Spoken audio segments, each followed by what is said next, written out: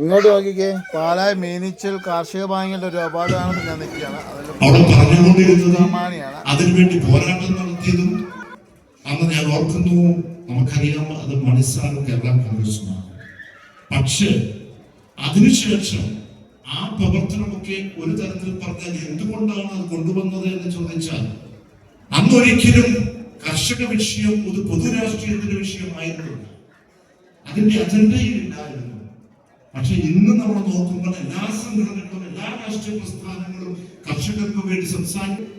നമ്മുടെ രാഷ്ട്രീയത്തിൽ, ആ പൊതുവായ രാഷ്ട്രീയത്തിൽ കർഷക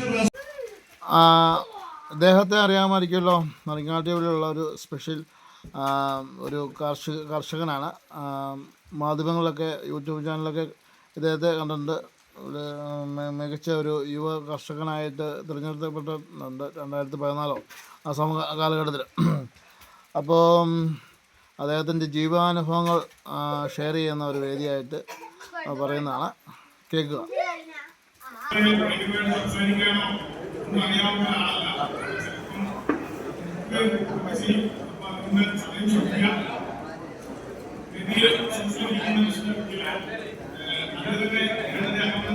സന്തോഷമായിരിക്കുന്നു. വേദിയിൽ എന്നെ ക്ഷണിക്കുകയും എന്നെ ആദ്യത്തിൽ നടത്തുകയും ചെയ്തതിൽ സന്തോഷമുണ്ട്. അപ്പം ഞാൻ 2015 മുതലാണ് ഇത് കാർഷിക ജീവിതം ആരംഭിക്കുന്നത്. അപ്പൊ അന്ന് മുതൽ ഇങ്ങനെ കാർഷിക ബാങ്കുമായിട്ട് ഉള്ള എൻ്റെ ഒരു ബന്ധമുണ്ട്.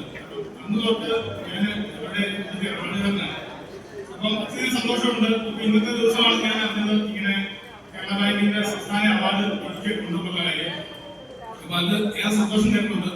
അപ്പൊ ഈ മുന്നോട്ടുള്ള ബാങ്കുമായിട്ടുള്ള യാത്രയിൽ എനിക്ക് കൂടുതലായിട്ട് പലിശ ഇളവും കൂടുതലായിട്ട് സ്കീമുകളൊക്കെ തരുമെന്ന് ഞാൻ കൂടുതലും പ്രതീക്ഷിക്കുന്നുണ്ട്. അപ്പൊ എല്ലാവരും അങ്ങനെ സംഭവിക്കട്ടെന്ന് ഞാൻ ആഗ്രഹിക്കുന്നു.